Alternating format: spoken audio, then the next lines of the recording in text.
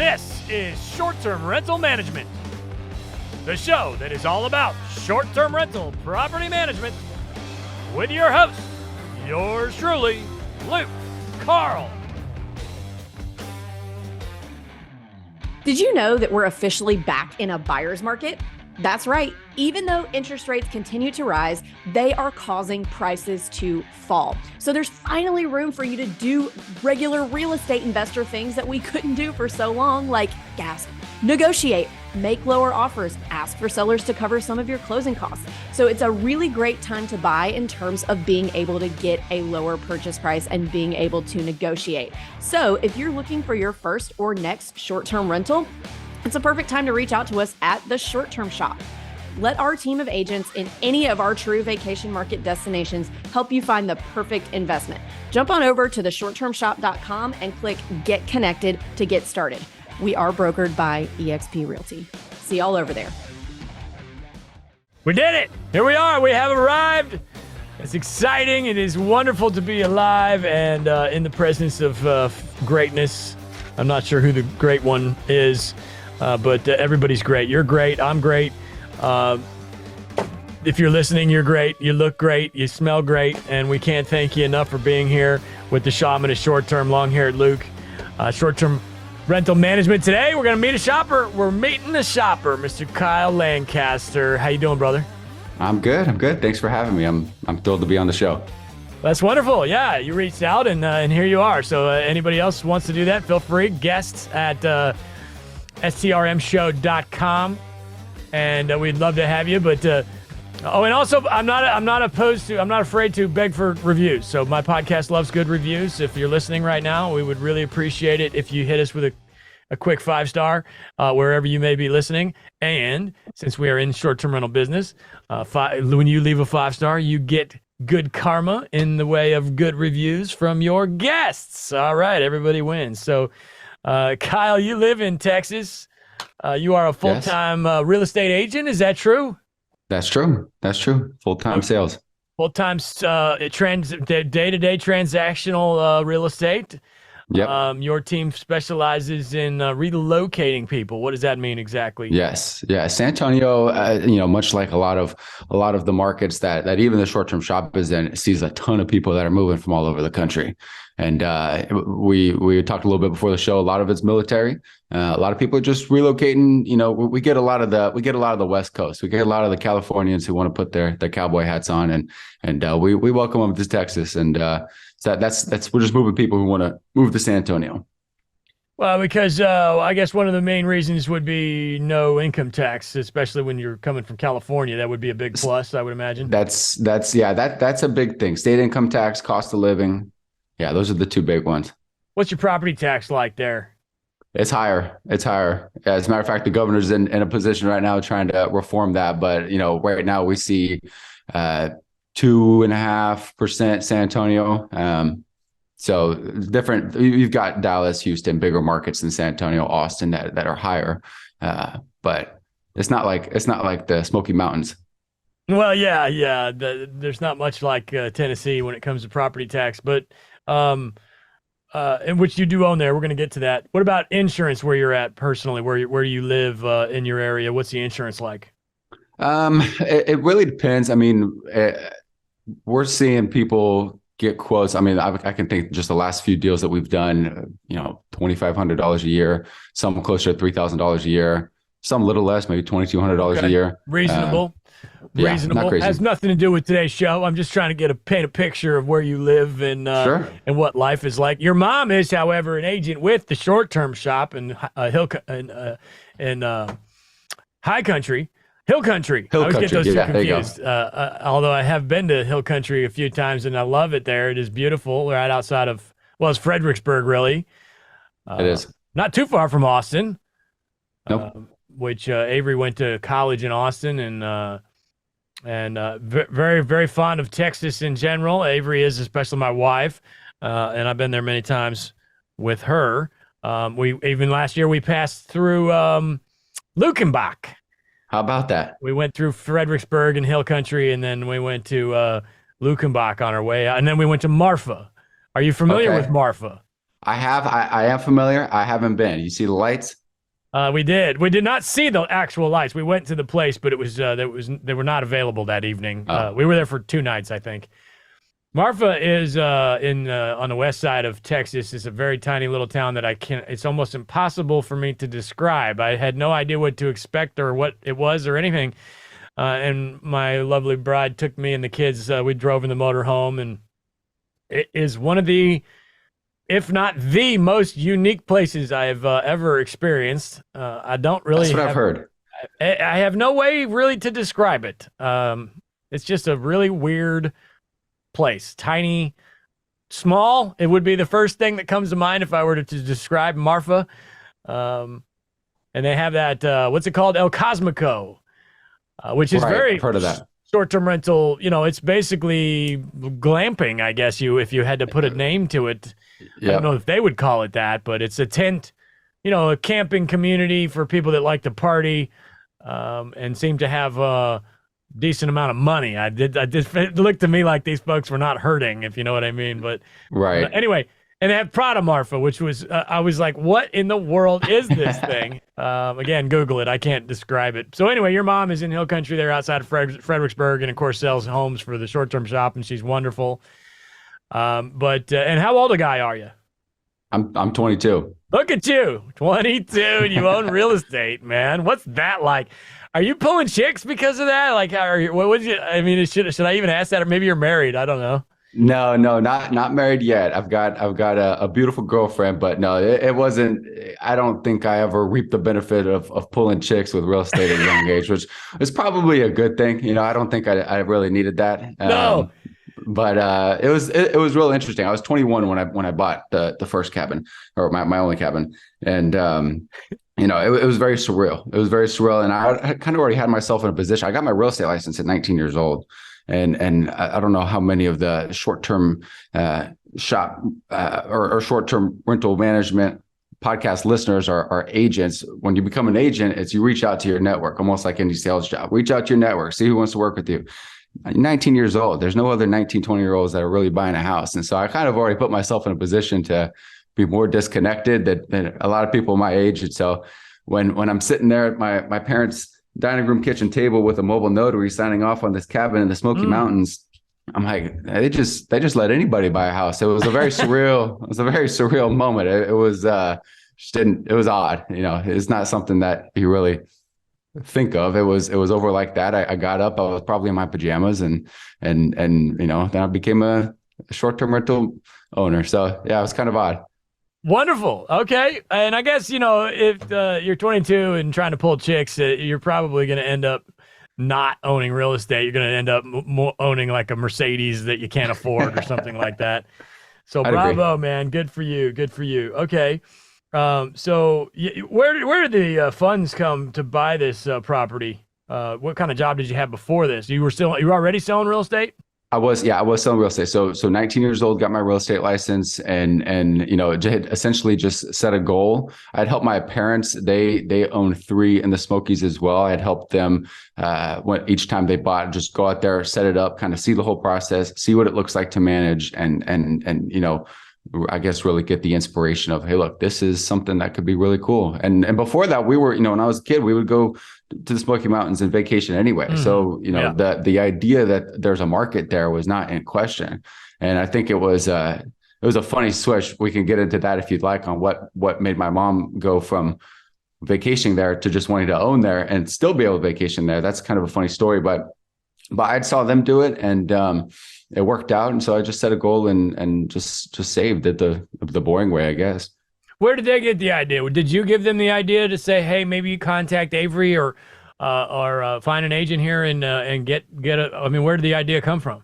So this is funny. I like telling this story. So they had a couple of long-term rentals here in San Antonio, and through growing up, I saw them go in and out of long-term rentals, flips, fail, succeed with flips. Nothing too incredibly special, I don't think. And it got to a point where I knew that we would be taking vacations. I'm listening to Bigger Pockets. I'm probably 18, 19 years old, listening to Bigger Pockets. This is just, kind of exploring the mind of real estate, exploring the opportunity and options and things like that. I had already been interested in Airbnb, wasn't really thinking about for vacation. At the time, I was thinking about like maybe midterm rentals, corporate leasing, stuff like that. That's just what I was interested in. I listened to Bigger Pockets, and Avery's on the show. And I didn't know Avery at the time. I didn't know anything about the short-term shop. She mentions the Smoky Mountains. I said, my mom, and to me, Bigger Pockets is a big deal. And I mean, I've got their books on the shelf. It's still a big deal to me. That's the biggest, real estate podcast in the world. So those are celebrities to me. Huge deal. I text my mom the link. Isn't this crazy? This lady's talking about the Smoky Mountains. We've been there, like that kind of thing. She texts me back maybe later that day or the next day. Oh yeah, I have a meeting with her next week. She listened to the podcast, decided to reach out, and then got on Avery's calendar. And I don't know if she talked to both of y'all or what the deal was, but basically got information. And at the time, they were exiting their long-term portfolio, if you will, their small portfolio in San Antonio, to get into that. And what I just thought was a cool coincidence, she ended up making it happen. So fast forward, now she's on the short-term shop team, which is even cooler. But yeah, that's how that happened. So no more long terms. They got rid of the long term. How many did they have? I believe at the time, they had a small apartment. I say small, probably like 3 units, 3 units, and then maybe just one single family, And they had even, funny enough, they had even looked at potentially probably closer to like a BRRRR strategy on an Airbnb in the Hill Country. But knowing that how much they like to travel to the Smokies and they like to vacation there, it really made sense for them to buy in the Smokies. Okay, wonderful. So they bought 3 first. Is that what you're saying, in the Smokies? Yeah. They bought 3 probably in a span of like a year and a half. Okay, and so I guess I would have probably taught them how to manage them then. You've got a huge influence on that for sure. Okay, wonderful. That's great. I was not aware. Okay, cool. So I mean, I wasn't aware about your mom. I knew you did, but yeah, that makes perfect sense. I have a horrible memory. I would imagine that we have met. Probably.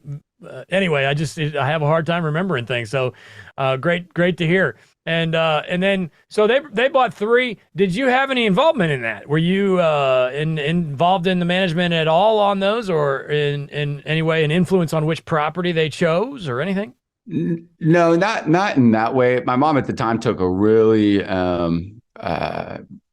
serious dive into, different areas, different markets. I had a good idea. I knew what you want to be near. I knew, kind of what the specifications, I knew, what you'd want the home to look like, bedroom, bathroom count, stuff like that. So as far as involvement there, no, the biggest involvement I played was just going out there. And so for all 3 of them, actually, and I know everyone kind of does it differently. All 3 of them, we went, and funny enough, yeah, all 3 of them were pretty much vacant, pretty much empty, no furniture or anything. So we just went maybe for a week and set each one of them up. Whether it was a road trip with the U-Haul or a road trip, just everything packed in the back of the car, have furniture stores delivered that week, that kind of thing. Oh yeah. So that's where the involvement came. Yeah, everyone, I'm sure you know what that looks like. That road trip. Yeah, I'm making that road trip here in a couple of weeks, actually, heading up to see my cabins, a few of which I haven't seen in quite some time. We moved full time from Tennessee to Florida a couple of years ago. But anyway, so how did she decide? How did you end up with 3 that had no furniture? Yeah, I mean that's like crazy. That's a good question. Because most of these things are going to come furnished in the Smokies. So I mean, how's that even possible to have 3 of them? Just coincidence? I don't know. Yeah, I'll say this. I'd say the first one had maybe like half of maybe a quarter, half of stuff there. A lot of stuff that needed to get replaced. I think at the time that was just like, for example, the cabin I bought in Townsend, furnished, turnkey. I mean, there were some projects I did. We can get into that, but everything was there. Everything was there. And so like, that was like, okay, I feel like this is how it's supposed to be.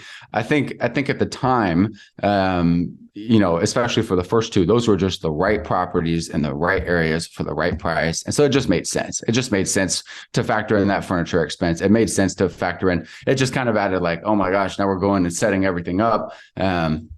And so I'd say for the first one, there was bigger items that were there. Some stuff had to be removed, but like some of the one of the rooms had bunk beds, and so that was already there. I think most of the beds stayed, but everything else it was almost like bone. So that was a process. I don't know if every owner has to go through that furnishing and putting it on the market, but that's definitely a fun week. Yeah. Well, here's the deal. Even if you're going to buy the house furnished, as a guy,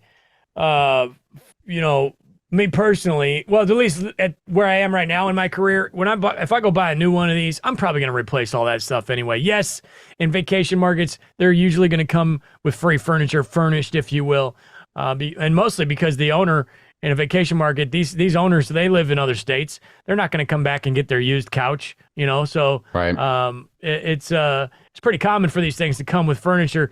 And when I first started, that was a huge benefit of short term, not of short term, because if you were in a different market, you might have to furnish it, and that would be a disadvantage. But in vacation market, where the property is usually owned by some, investment banker from Arizona, they're going to leave that furniture behind, and I love that when I first started because I couldn't afford furniture.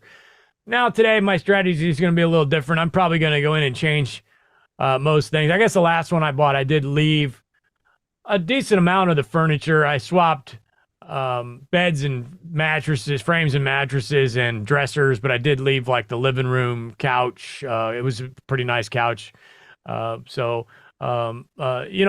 Everybody's journey is going to be different. It's interesting though that she came up with 3. I wonder if were a couple of these or all of them not rented at all, or I mean, how were they? They must not have been rented if they didn't have furniture. The first one, my understanding, this is interesting. This is the first one was a family. I don't know if they had lived there full time or they lived there just part of the year. The first one was a home that burned down during the fire in the Smokies, and so it was rebuilt. The owners rebuilt it themselves and then had sold it. My understanding is they were living there while they were building it up, and so that was kind of the situation there. It was not being rented out, at least for the prior year and a half, 2 years. And the second one is like a perfect, vacation rental. I imagine it was. It could have been someone's personal, vacation home that they just went to. It's got a beautiful view. But yeah, I don't know if it was something that they just want to take their furniture. Maybe they moved it to a bigger property. I'm not sure the story, but you go in there, you have 5, 6, 7 days, and you walk into an empty house, and you know exactly what it needs to look like. That's kind of the position you're put in. So it's a lot of fun, really. It could be stressful, I guess, depending on how you look at it, but it is a fun week. Yes, it is stressful and fun, and you lose sleep. And back when I started, there was a lot of moonshine involved as well. These days, not so much. But okay, some time goes by, and by the way, you mentioned a fire. I would assume you're talking about the 2016 fire. Yes, the big one. Yeah, the big one. Yeah, no fires are good, that's for sure. But 2016, that was a rough one there. With the wildfire it was man-made, it was created by some kids in the mountains there, playing with fire, playing with matches or something like that, and it was a tragedy, absolute tragedy, and we were scared to death, and I feel terrible for those folks that lost their house that you mentioned, but sounds like it ended up okay for them, it was a horrible experience all around, but glad that everybody in your scenario seem to be okay. So let's fast forward a little to the property that you own. How did you? Yeah, I guess you just said, "Hey, let's go repeat this thing up there. I'm going to do one on my own." And what was the shopping process like? How did you narrow it down to the size of property and things like that? Sure. So essentially, it just got to the point of okay, look, this is the price point I want to be in. Okay, I know with the investment loan, I want to get 15% down. Okay, this is the amount of money I need to save. So I got to the point where, of course, the money is saved, and of course, this is all very fundamental. But got to the point of money to save. Contact the banker. Go for the pre-approval, and then contact the short-term shop. And I was working with Levi Trentham. Oh, fantastic. He's great. Yeah. He was fantastic. Yeah, I'll do every deal with him. He was great. Thank you.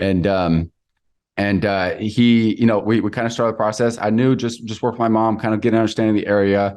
And I'm probably not as strict on this. At the time, I wanted 2 bathrooms. I wanted to be able to host maybe not a large group, definitely maybe a family, maybe even 2 families, depending on how the cabin was structured. I'm not too opposed to the what do you call them, the honeymoon cabins, the 1 bedrooms, 1 bath. I'm not too opposed to those personally. I think, honestly, you make numbers work everywhere.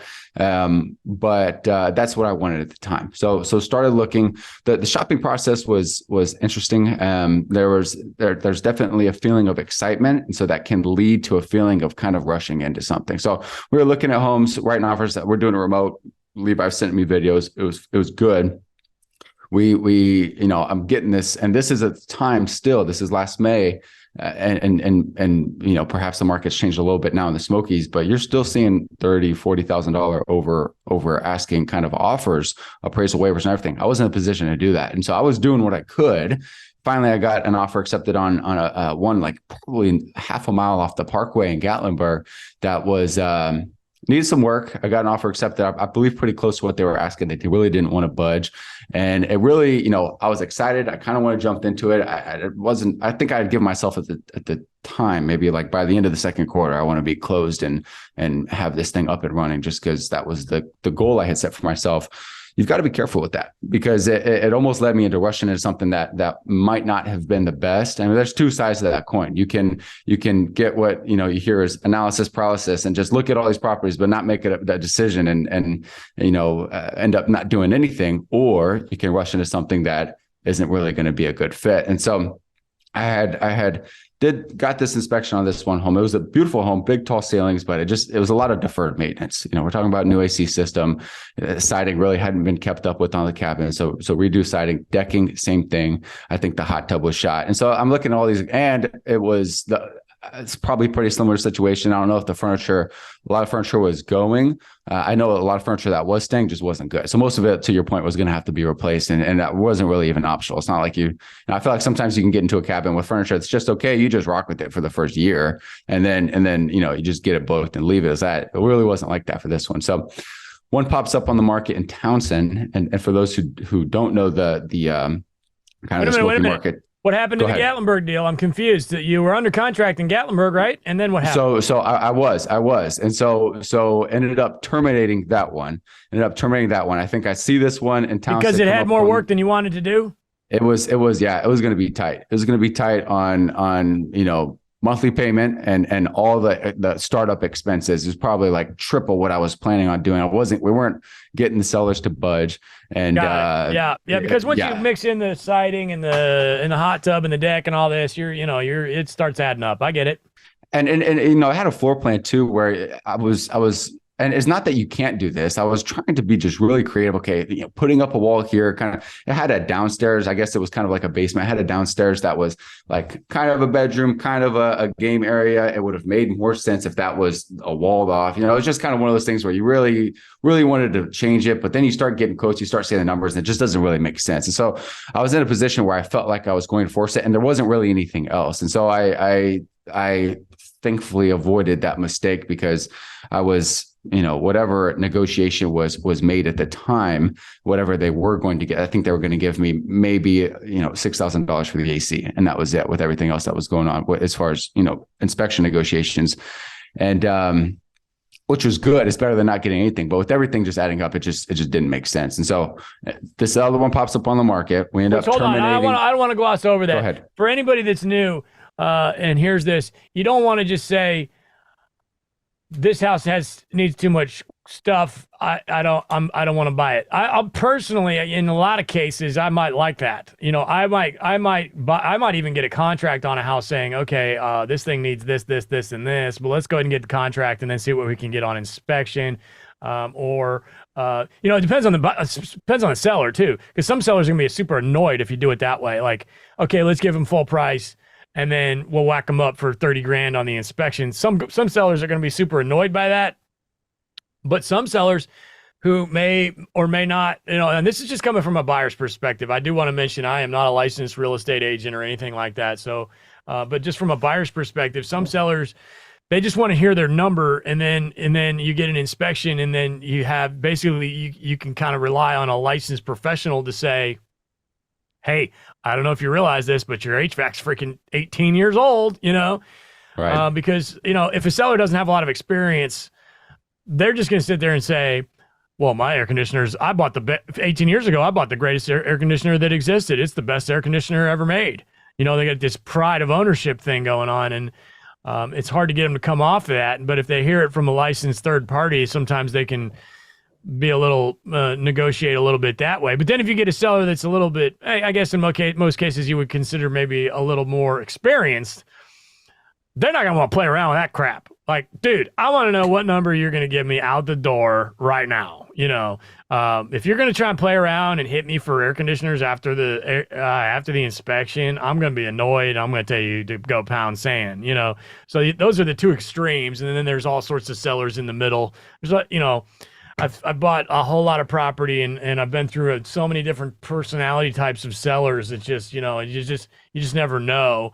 But in this case, again, I'm way off into the weeds here. It's almost not even really what you were saying, but basically you got an inspection. You do have a decent amount of experience, especially with selling houses. And you just realized, after everything this needs, maybe I can't really make the numbers work here. So let's move on. It sounds like kind of what happened. This episode is brought to you by Short-Term Rental Listing Advice. Join this Facebook group and post your listing to get advice from other hosts, including myself, on how you can improve your listing. Or just post your property so you can show off. Join us at strlistingadvice.com. That's strlistingadvice.com. And that's exactly what it was. And to your point, if at a purchase price of maybe $100,000 less and it needed the same work, it wouldn't have been a second thought. It would have been like, okay, let's do this. The numbers will absolutely work. I think, at that point, it was a feeling of like just being over leveraged. And that home ended up sitting on the market for, I think, another 7 or 8 months because those sellers were just there. And from what I remember, I think even their agent was like kind of frustrated with them. Like they just, I would imagine. It was just kind of one of those things. And so there was really nothing I could do. Well, and again, in that seller's defense, some sellers, especially in vacation towns, again, this is just a buyer's perspective. I'm not a licensed agent. Never sold a house ever that I didn't own, and in a vacation home, you see it all the time. Well, not all the time, but it's very common. We need to make a name for all these different types of sellers and put it on paper. This is a guy who's just like, doesn't care, right? He's a, yeah, I'll sell it for this price kind of guy. I don't have any reason to sell it. He probably didn't need the money, that kind of thing. And maybe still was using it occasionally. And we do see that a lot in vacation towns where, there's a sign in the front yard for a fairly ridiculous amount of money.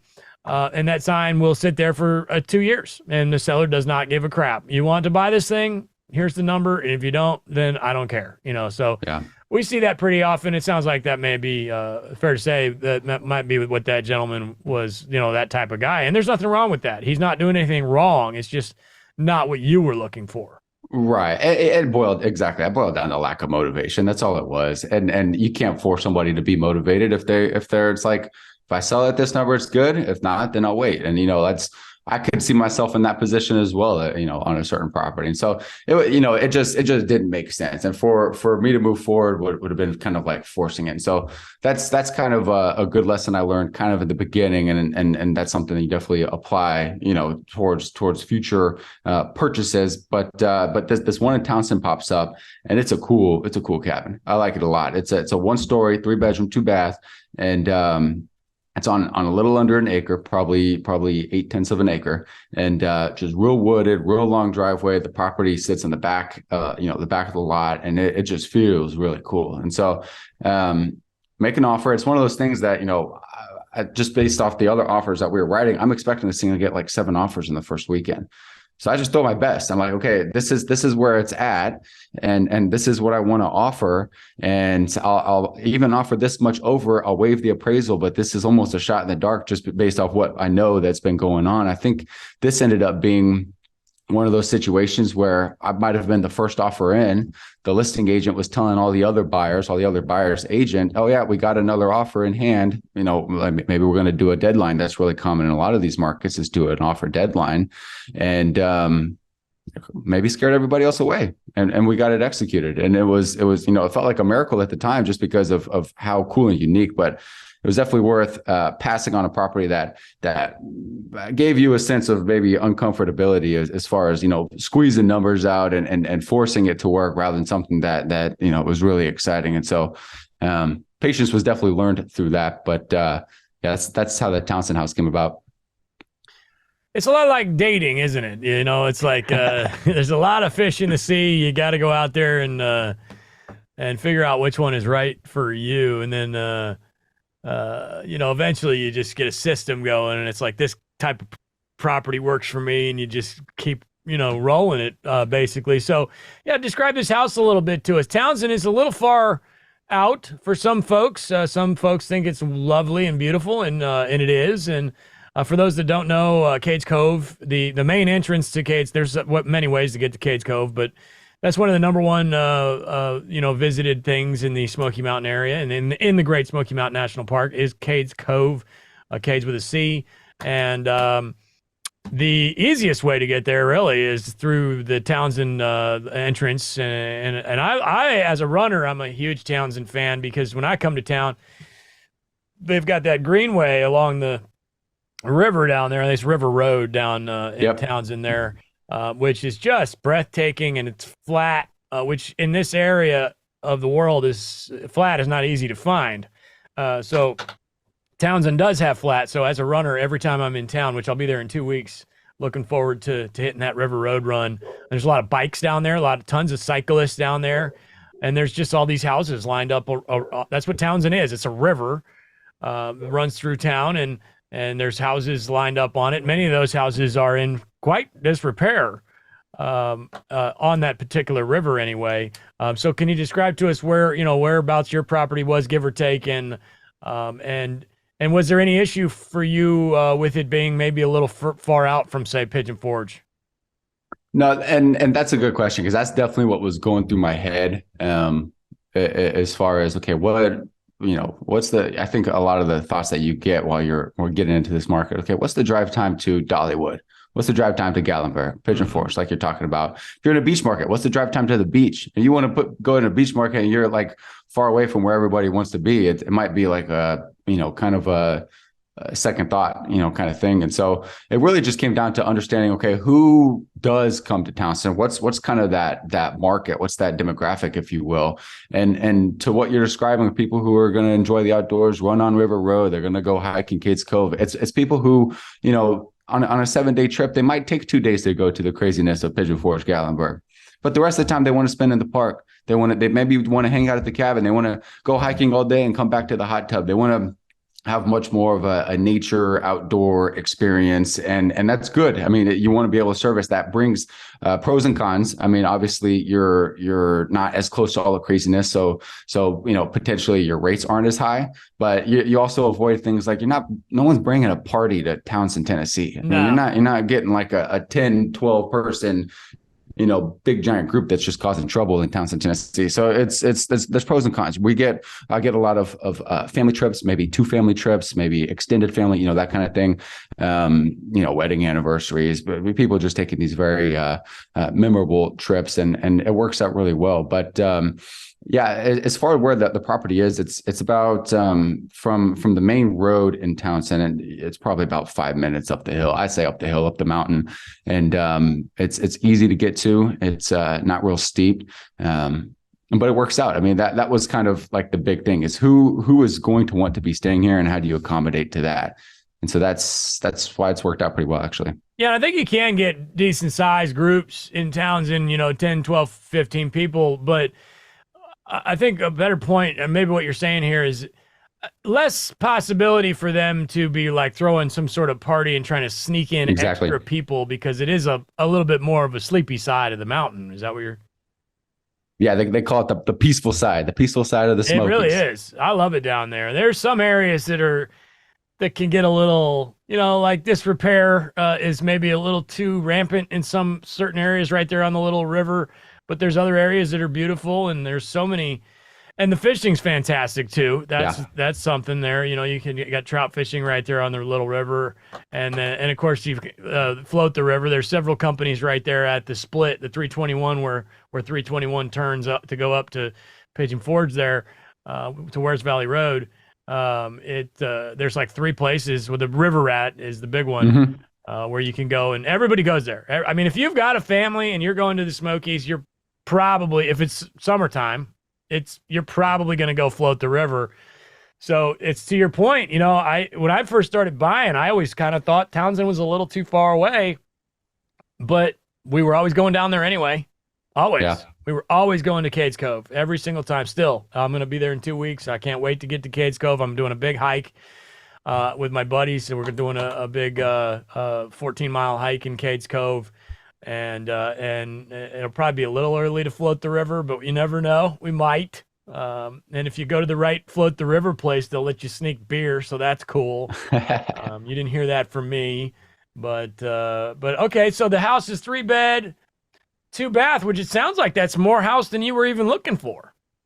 Yeah, that's kind of about what I was looking for. I wanted 2-bath. I would have been okay with a 2-bed, and so to get something with 3 beds was a huge plus. It was a huge plus. And one of the bedrooms has a bunk bed. And like I said, I bought this home, it's fully furnished. And so like, I couldn't ask for something better. Now that doesn't mean at a different price, you can't make something that's not furnished or not as furnished work. But yeah, it worked out. It was kind of right up my alley, exactly what I was looking for. What did it look like as far as floors and finishes, countertops, appliances? So it was kept up very well.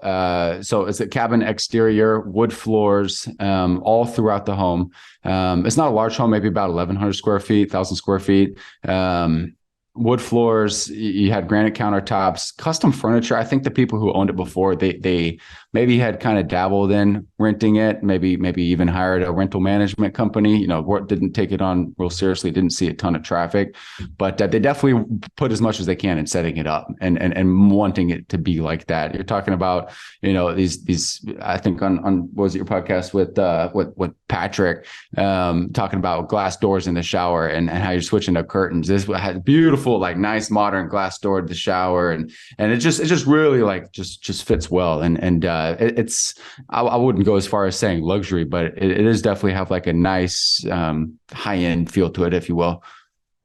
Quite a bit different than that first one you were under contract then, as far as what it needed and what it didn't need. Very much so. Yeah. I mean, this one needed, they didn't have a hot tub. So we put a hot tub, re-supported the deck. Some of the deck posts had to be repaired. Some trees had to be cut down. There was some work. This is probably, I'll share this. My biggest lesson from buying, which I wish I did before, and I actually hadn't heard this from else. And even clients that I work with that buy homes to live in San Antonio, this hasn't got brought up. This home had a crawl space. Probably about 5 months into ownership, started having problems with mice. And it all boils down to crickets are in the crawl space because moisture was in the crawl space. And so the mice are running around trying to eat the crickets. And so now I got guests telling me that there's mice running around in and out of the cabin, which was fine.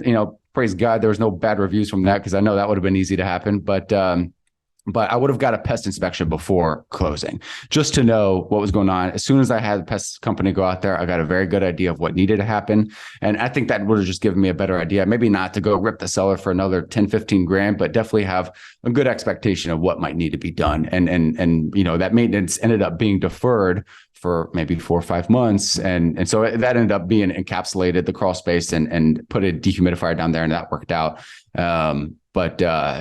I wish it was done earlier, but it's one of those things you live and you learn.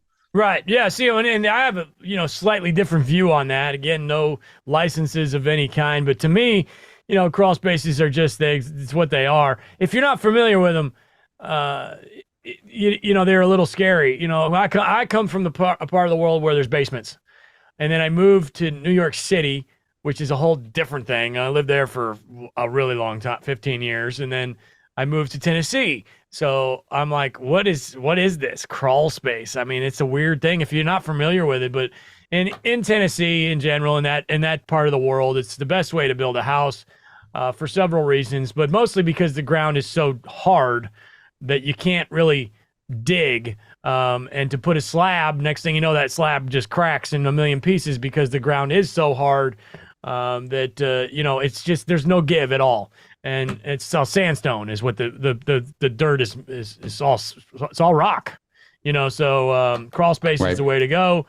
And then what you have is you got your pipes and you got your ducts in most cases, or at least half of your ducts, depending on the size of the home, how many floors the home is. At least half of your ducts are going to be down there, and your first floor pipes and things like that. And this is an area that is very conducive to critters. You got a roof over your head. It's not as cold as the outdoors, and it's a great place for mice or raccoons or somebody to hang out and live in. So yeah, if you're not paying attention, if you're not there, I would bet that the seller had no idea, probably because they weren't there very often. And with the thing with mice is any tiny little hole, I mean, it doesn't matter. It can be the size of a nickel. They're getting through there.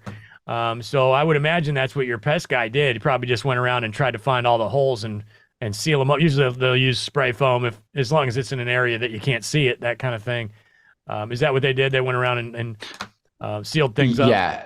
It was exactly that. And it even was a problem in the attic. We had insulation in the attic that the mice were just burrowing in, and probably not for years, but definitely for the time that I was owning it for the full time. And I think that's with that inspection, it might have been, I don't know, a $65 fee to get a pest control company to go out there and just tell you what they see. Yeah. And you don't have to do anything right then and there, but just more information you have, the better decisions you'll be able to make. And so that's kind of where I'm at on that. And so ended up, redoing insulation, encapsulating the crawl space. And so it was an expensive fix, but that's a fix for the rest of the time on that house is going to be standing. I've never encapsulated a crawl space. I own one out of, I don't know, a couple hundred crawl spaces that I was a primary, and it was a brand new build, and it was beautiful. I mean, I could have set my office up down there, so I've never felt the need. Now, moisture barrier is important, and technically I think you need that to be up to code and that kind of thing. But if you have the means to go ahead and just do the full encapsulation, I mean, it's nice, man. It's a Cadillac of crawl spaces now. It was definitely a peace of mind kind of thing too. Cause like for probably 2 weeks straight, I've got, each guest that's at the cabin telling me about mice. And that's the last thing sitting in San Antonio, Texas that I want to worry about. Yeah. And nor do I want them to worry about it. Nor do I want that on my reviews. And it's not just for the mice. It's it's better as far as like it's better for your heating and cooling. You get more insulation, and you can keep if you have any kind of water drainage issues, they can control that and send it one direction and keep it out of the actual crawl and away from the cinder block, because it's just cinder block. Right. Who did you use, if you don't mind me asking, for the encapsulation? Someone local to Maryville. Don't remember. I don't remember off the top of my head. No, off the top of my head, I don't. Great guy. I could probably find it. But what did it cost you, if you don't mind me asking? That was close to, I think that was about $8,000 all in. That was with the dehumidifier. Yeah. Oh, I think you just made me not interested. Yeah, it was an expensive thing, but now does the dehumidifier stay on all the time? It's got a sensor and a switch, so when it needs to bring it down to whatever level, it'll switch on.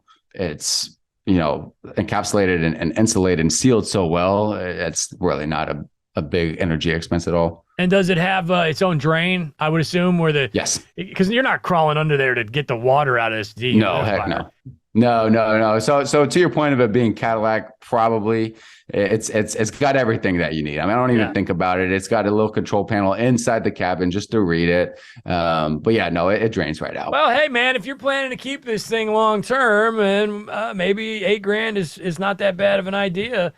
Right. To make your crawl space pimp, for lack of a better word. Because at that point the crawl space was like, it was like there was water sitting. And so you just can't have that. And for not only like you're talking about the reasons of having insects and critters, because mice goes to raccoons, and that just goes up from there. Next thing you know, who knows what happens from there. But just for like the wood rot, I mean, you're talking about water sitting under your home and rot starting and mold starting. And so I don't know, it was definitely I keep repeating myself, definitely peace of mind, because Right. if I had to worry about that all the time, that is not worth $8,000 to me. Did they spray foam the joists and everything up above? Is there insulation? Yes. Yeah. Okay, cool.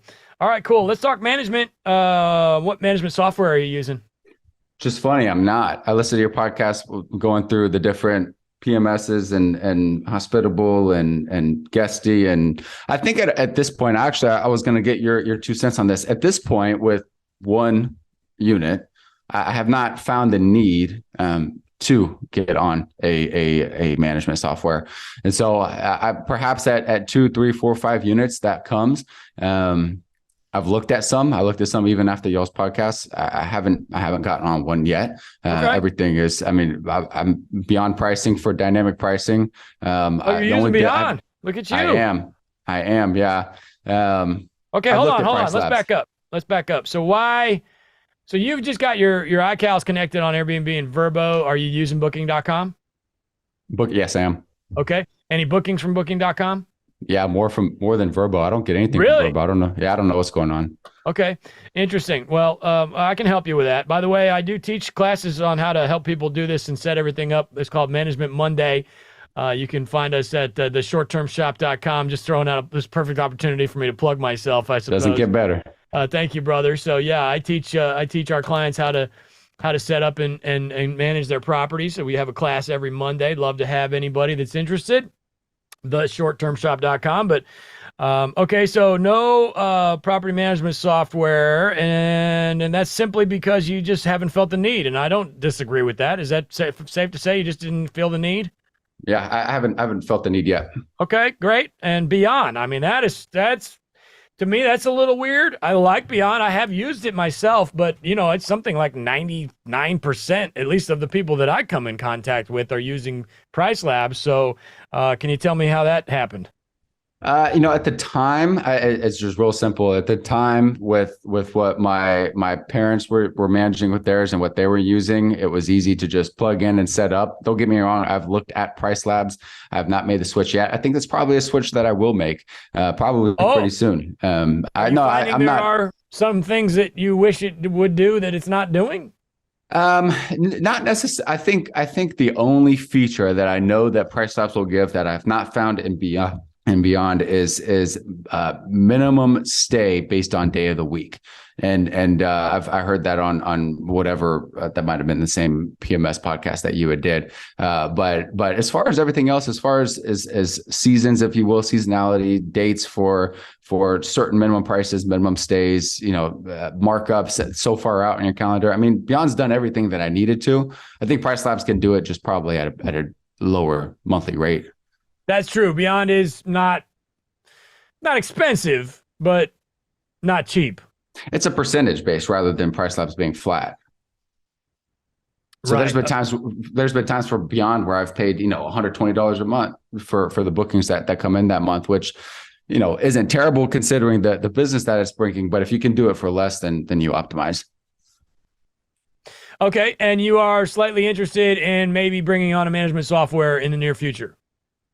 I think probably at scale. I mean, I haven't felt the need for it yet. So probably at scale, 2, 3, 4, 5 units. I don't disagree with that move. And I do think that when you do decide, let me get this out of the way. If you only have one property, I still do recommend you using management software, but you don't have to use a management software right out of the gate. And really, Kyle, you're probably doing a lot of it better. You're learning a lot more by doing it the way you're doing. And so that when you do implement the management software, I'm not saying it's more difficult the way you're doing it. It's probably really not. But when you do implement a management software, you will know how to manage the management software. So that's good. What are you doing for auto messages, though? I mean, I know Airbnb has auto messages. What about Booking.com? If you get a guest on Booking.com, are you using templates from there, or how are you sending messages? Yeah, they've got templates and scheduled messaging as well. And so that's it. Yeah, the messaging stays exactly through what each of them provides as far as their own service, if you will. But I really don't run into, I mean, I maybe answer 2 questions a week that I actually have to do, but, and perhaps this might be another Townsend thing. It might be like, if you're in a market where people are the peaceful side of the Smokies, or maybe there's something that correlates with any of the beach markets. People aren't going with a ton of bajillion questions. I haven't had these nightmare guests that I hear about that you might get with bigger groups or different maybe crowds and maybe the busier, crazier parts. So I haven't felt the need for it. At scale, I probably will. But yeah, it's been pretty straightforward. Okay, great. As far as scaling, what are you maybe you think you're going to go into another short term, or what about long term, or where are we going there? Yeah, I definitely want to scale short term. Probably get a couple more in the Smokies. Probably explore some of the beach markets. I think that would just be cool to own the beach markets. And then probably build that to maybe 5 or 10 units amongst those markets. And then I don't know, I'd like to get in. I know you're in long term as well. I'd like to eventually get into maybe small, medium, maybe even large multifamily. Mm-hmm. But yeah, that's the goal. Maybe explore.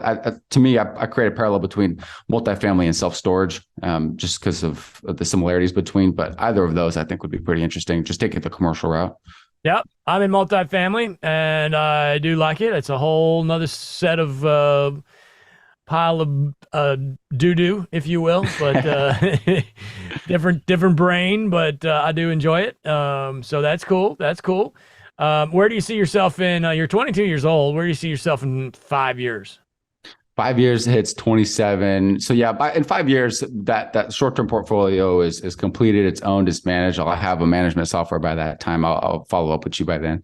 And, from there, probably just taking the direction, okay, what's next? I mean, I've enjoyed the ideas of developing maybe whether it's building a single family, maybe it's a cabin or a beach home, or maybe it's a handful on one lot. That's exciting. That's interesting to me. That's commercial as well. I know you kind of have to be real specific on how you want to, classify different types of investments, but probably shift and take the commercial route. But honestly, I look at short-term rentals and I think of them as commercials. I look at my cabin and it's like a one unit hotel, and that's kind of how I treat it. And so it's that's kind of given me a lot of open mind, being open minded to the leverage that's needed and things like that when just managing and owning. So that's probably the direction.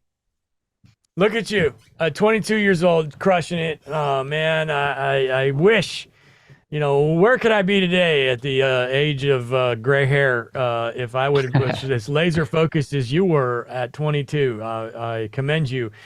So we'll wrap it. Do you have a book that you've been reading recently, or maybe an all-time book? Just throw me a book that I may have never heard of, or something you've read recently to put on my list. So one you probably haven't heard of. It's on my desk right now. It's Personality Plus. This probably just helps me more in just sales and working with people. But I mean, it's applicable to as simple as working with guests, working with agents, working with things like that. And then we're talking about bigger pockets. David Green's long distance real estate investing book was really, just kind of built the framework of want to live in Texas. I want to own, or you want to live anywhere. You want to own in Tennessee, in Florida, in Alabama, wherever. What kind of structure, what kind of team do you need to make that business work? So. Absolutely. I love it. Well, thanks for coming, man.